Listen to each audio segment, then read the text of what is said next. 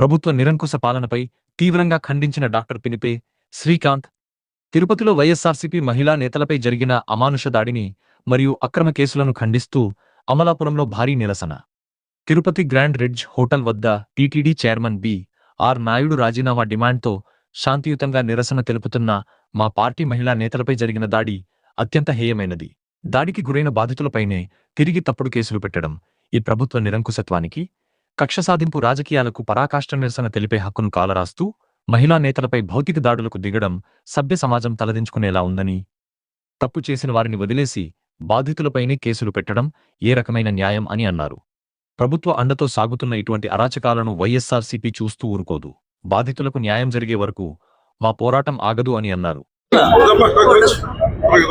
గత 3 రోజులుగా కూటమి యొక్క పాలన మనం చూసుకుంటే, మొన్నేమో మరి గౌరవ పార్లమెంట్ సభ్యులు అయ్యుండి రాజ్యాంగం పైన ప్రమాణం చేసి మరి చట్ట వ్యతిరేక కార్యకలాపాలు చేస్తూ మరి డ్రగ్స్ తీసుకుంటూ రెడ్ హ్యాండెడ్గా దొరికిన మరి పుట్టా మహేష్ గారిని మరి కూటమి ప్రభుత్వం ఎంపీగా ఉన్నారు. మరి ఆయనకేమో స్టేషన్ బెయిల్ ఇచ్చి పంపించింది కూటమి ప్రభుత్వం.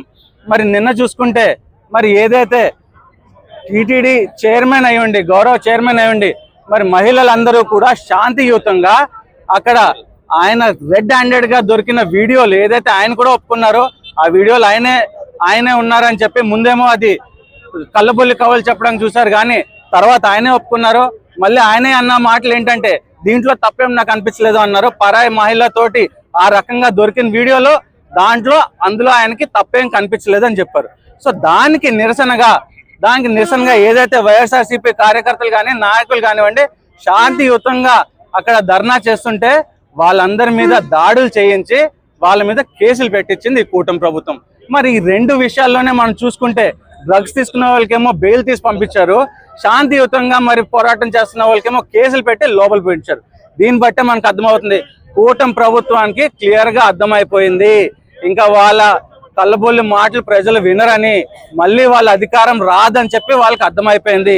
వాళ్ళు చేస్తున్నదల్లా దోచుకున్నది దాచుకోవడమే చేస్తున్నారే కానీ పాలన మొత్తం గాలికి వదిలేసింది, లా అండ్ ఆర్డర్ వదిలేసింది. సో ఈ సందర్భంలో వైఎస్ఆర్సీపీ గవర్నమెంట్, వైఎస్ఆర్సీపీ పార్టీ, మా గౌరవ అధ్యక్షులు వైఎస్ జగన్మోహన్ రెడ్డి గారి ఆదేశాల మేరకు మేమందరమే కూడా నిరసన తెలుపుతున్నాము.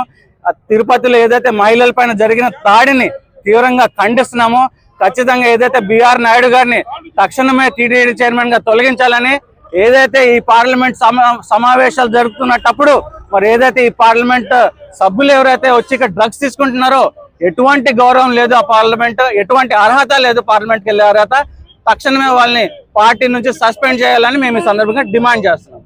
Thank you.